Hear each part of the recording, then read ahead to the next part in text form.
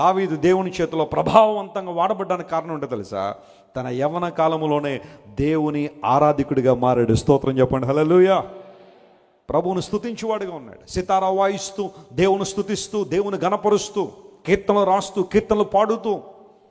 Bible గ్రంథంలో దావీదు గారు రాసిన 73 కీర్తనలు బైబిల్లో ఎందుకు పరిశుద్ధాత్మదేవుడు అనుమతించాడో తెలుసా? ప్రతి కీర్తన తన జీవిత అనుభవాల్లోంచి రాసిందే.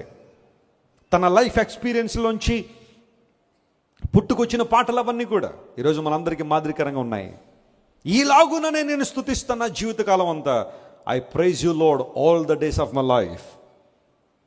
దేవుని బిడ్డ, నువ్వు దేవుని స్తుతించే వ్యక్తిగా ఉన్నావా? చాలామంది ప్రార్థన బలంగా చేస్తారు, కానీ స్తుతి విషయానికి వచ్చేసరికి చెప్పండి, దేవుని ఏం చేయలేరు? స్తుతించలేరు. స్తుతించాలి, నువ్వు దేవుని ఆరాధించాలి. ఆయన నీకు చేసిన ప్రతి మేలును బట్టి ప్రభువును స్తుతించాలి. ఆయన నీకు ఇచ్చిన రక్షణను బట్టి నువ్వు దేవుని స్తుతించాలి. ఆయన నీలో ఉంచిన పరిశుద్ధాత్మను బట్టి నువ్వు దేవుని స్తుతించాలి. నీకు ఇచ్చిన విశ్వాసాన్ని బట్టి, నీలో నింపుతున్న నిరీక్షను బట్టి, తన వాక్యం ద్వారా నిన్ను ప్రభావవంతంగా నిన్ను సిద్ధపరుస్తున్న విధానాన్ని బట్టి, అనేక సార్లు దుఃఖములో వేదనలో ఆయన ఆదరించిన దానాన్ని బట్టి నీ కాలు జారిపోతుందనగా తన కృప ద్వారా దేవుడు నిన్ను లేవనెత్తిన అనుభవాలను బట్టి నువ్వు ఎల్లప్పుడూ ప్రభువును స్తుతించే వ్యక్తిగా ఉన్నావా? గణపరిచే వ్యక్తిగా ఉన్నావా? ప్రతిరోజు ఉదయం లేచిన తర్వాత నేను మనస్ఫూర్తిగా దేవుని స్తుతిస్తాను. నాకు ఇచ్చిన ప్రతి అంశాన్ని బట్టి దేవుని స్తుతిస్తాను. ఒక్కరోజు కూడా నా జీవితంలో దేవుని స్తుతించకుండా గడవదు. I know the power in praise. స్తుతిలో ఉన్న శక్తి నాకు తెలుసు. నా జీవితకాలం అంతా ప్రభువా నేనేం చేస్తానో స్తుతిస్తాను. చేయగలుగుతావు? స్తుతి చేస్తావా? దేవుణ్ణి గణపరుస్తావా?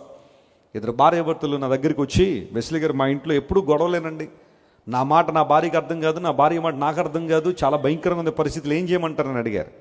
నేను అన్నాను, అప్పుడు సీడీ ప్లేయర్స్ ఉండేవి, ఇప్పుడు సీడీ ప్లేయర్స్ పోయినాయి అనుకోండి, అన్ని ఫోన్లు, ఎయిర్పాడ్స్ ఇవన్నీ ఎయిర్పాడ్స్ కాదు, ఐపాడ్స్ ఇవన్నీ వచ్చేసినాయి కదా. ఆ సందర్భంలో సీడీ ప్లేయర్లు ఉంటే నేను మీ ఇంట్లో సీడీ ప్లేయర్ ఉందన్నారు. అర్జెంటుగా మీరు వర్షిప్ సాంగ్స్, దేవుని స్తుతించే పాటలు ఏవైతే ఉంటాయో ఆ సీడీలో పెట్టి, ఆ సీడీ ప్లేయర్లో పెట్టి పాటలు రన్ చేయండి. మీరు కూడా పాడండి 24/7. మీరు పడుకునేటప్పుడు కొంచెం సౌండ్ తగ్గించేయండి, కానీ దేవుని మాటలు, దేవుని పాటలు మీ ఇంట్లో వినబడాలి.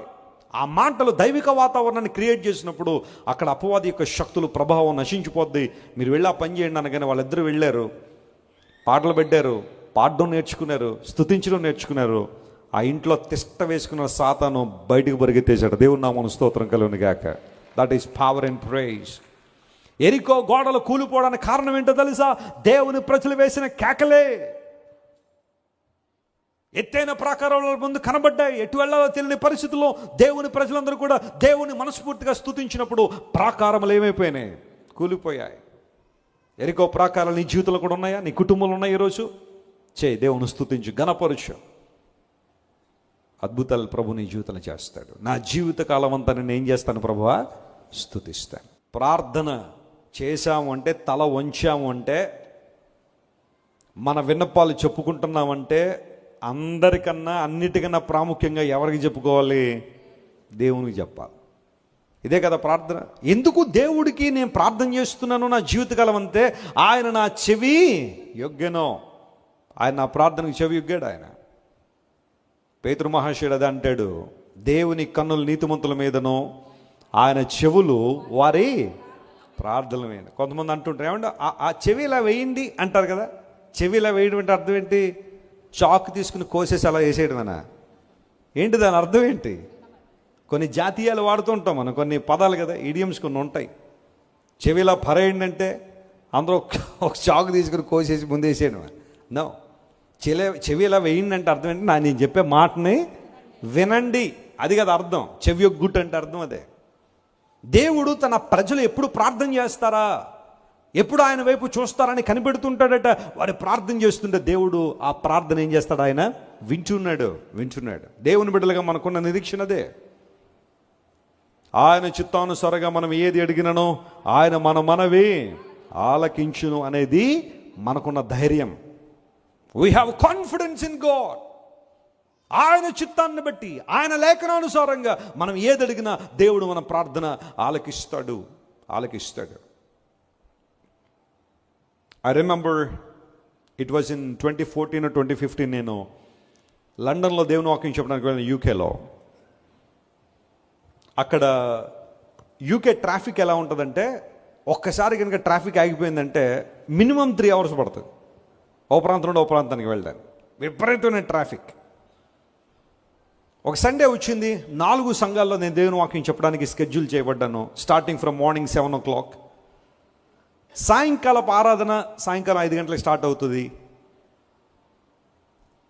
అంతకుముందు ఆరాధనకి నేను వెళ్ళడానికి సుమారుగా 1 గంటన్నర ప్రయాణం ఉంది. వాళ్ళు అప్పటికన్నారు, వెస్లీ గారు మీరు టైంకి రాలేరేమో, ట్రాఫిక్లో చిక్కుపోతారేమో అంటే, ఏం పర్లేదు బ్రదర్, మీరు టైం అనౌన్స్ చేయండి, నేను వస్తాను, వాకింగ్ చెప్తాను. ఆదివారం వచ్చింది, మార్నింగ్ ఫస్ట్ సర్వీస్ మాట్లాడేశాను, సెకండ్ సర్వీస్ మాట్లాడేశాను, కొంచెం భోజనం చేసి థర్డ్ సర్వీస్ మాట్లాడాను. కొన్ని సందర్భాల్లో నా పరిస్థితులు అంటే కారులోనే భోజనం అనమాట.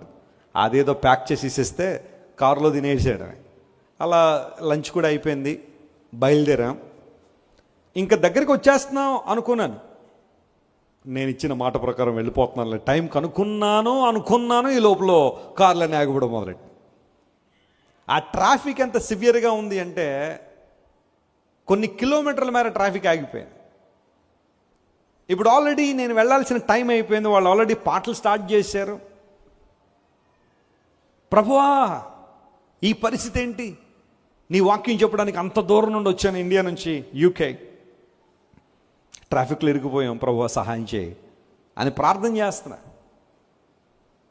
కారులో ఉన్న బ్రదర్స్ మేము అందరూ కూడా ప్రార్థన చేసాం, ప్రభువా show as a way to get there. I want to preach the word tonight. ఈరోజు నీ వాక్యం ప్రకటించాలి, చాలామంది వెయిట్ చేస్తున్నారని. ట్రాఫిక్ చూస్తూ ఉంటే 1 ఇంచు కూడా కదలట్లేదు. మేము ఎలా ప్రయత్నం చేసినా గంటన్నర పట్టేసేలాగా ఉంది. దగ్గరలోనే ఉంది కానీ వెళ్ళడానికి మాత్రం ఛాన్స్ లేదు. ఈ లోపల ఆరాధన అంతా అయిపోద్ది, అందరూ డిసప్పాయింట్ అయ్యే అవకాశాలు ఉంటాయేమో. ప్రభువా సహాయం చేయమని ప్రార్థన చేశాను.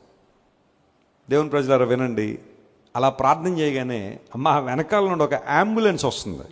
ఒక అంబులెన్స్ సైరన్ వేసుకుంటూ వస్తుంది. ఎవరో పేషెంట్ ఉన్నట్టున్నారు లోపల, ఎమర్జెన్సీలో తీసుకెళ్ళాలి.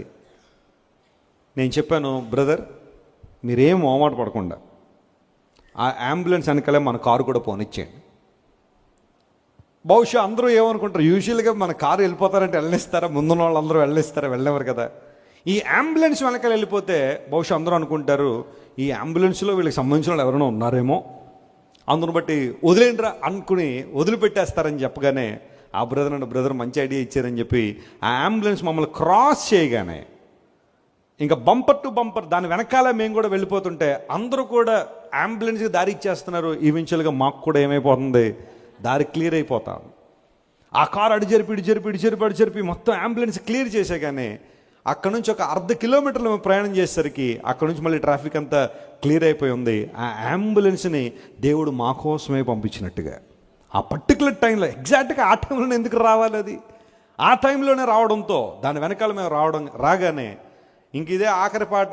ఇప్పుడు వెస్లీ గారు రాకపోతే మనలో ఏ ఒక్కరు ప్రేరేపించుకున్నారు, వాకింగ్ చెప్పేస్తారు అనుకుంటారంట వాళ్ళు. ఆ టైంలో ఆ పాట మూసే లేపులో దేవుడు నడిపించాడు. దేవుడు నామమున స్తోత్రం కలుగును గాక. ఆశగల ప్రాణంలో దేవుడు ఏం చేస్తాడు, ఆయన తృప్తిపరిచే దేవుడు. కొన్నిసార్లు చిన్న విషయాలు కూడా ప్రార్థన చేయడం అవసరమా అని అనిపిస్తుంది. అపవాది తీసుకొస్తాడు ఆలోచన, చేయండి పర్లేదు, చిన్న విషయం కూడా మీరు ఏం చేయాలా, ప్రార్థన చేయాలా. దేవుడు ప్రార్థన ఆలకించువాడు. Is the prayer answering God. He will never disappoint you when you turn towards him. ఆయన వైపు నువ్వు చూసిన ప్రతిసారి దేవుడిని నిరుత్సాహపరిచేవాడు కాదు. నా జీవితకాలం అంతయు నేను ఎవరికి ప్రార్థన చేస్తాను, ఆయనకే ప్రార్థన చేస్తాను. దేవుని దగ్గరే మనం ప్రార్థన చేయాలి. అనేక సార్లు మీకు చెబుతున్నాను, నువ్వు కన్నీళ్లు కార్చాలనుకుంటే ఆయన సన్నిధిలోనే కార్చు కన్నీళ్ళు. మనుషుల దగ్గర నువ్వు కన్నీళ్లు కారిస్తే లోకు అవుతావేమో, అపహాస్యంగా మాట్లాడతారేమో, ఈ రోజు నన్ను ఆదరించినట్టుగా వారు ఉండొచ్చేమో, కానీ రేపొద్దున వారే నీ గురించి చెడుగా మాట్లాడొచ్చేమో. బంధువుల దగ్గర నువ్వు కన్నులు కార్చినంత వరకు, నీ దగ్గర ఉన్నంత వరకు బాగానే ఉన్నట్టుగా నటిస్తారు, కానీ ఆ వెనకాల వెళ్ళి నువ్వు ఏడుస్తున్నది సంతోషపడే బంధువులు లేరంటారా? చాలామంది ఉన్నారు ప్రపంచంలో. నువ్వు పడిపోతే చూడాలనుకునేవారు, నువ్వు ఏడిస్తే చూడాలనుకునేవారు చాలామంది ఉంటారు. కానీ ఏ సమయంలో అయినా పరిగెత్తుకుని రాని దేవుని సన్నిధికి, యెహోవా నామం బలమైన దుర్గము, నీతిమంతుడు దానిలోనికి పరుగెత్తి ఎలా ఉంటాడు, సురక్షితంగా ఉంటాడు. యేసయ్య నామంలో నువ్వు చేసే ప్రతి ప్రార్థనకు జవాబు ఉంది. నమ్మిన వారు దేవుని నామమున స్తోత్రం చెప్పండి. Hallelujah. Our God is prayer answering God. ఏ కష్టానికి కృంగిపోవద్దు, ఏ వైఫల్యానికి కృంగిపోవద్దు. You can rise up. నువ్వు లేవగలవు, చేయి, ప్రార్థన చేయి బలంగా. ప్రభు నీ ప్రార్థన వింటున్నాడు, అద్భుతాలు జరుగుతాయి. నా జీవితకాలం అంతా దేవుని స్తుతిస్తాను, నా జీవితకాలం అంతా దేవుని అసలు ఏం చేస్తాను, ప్రార్థిస్తాను.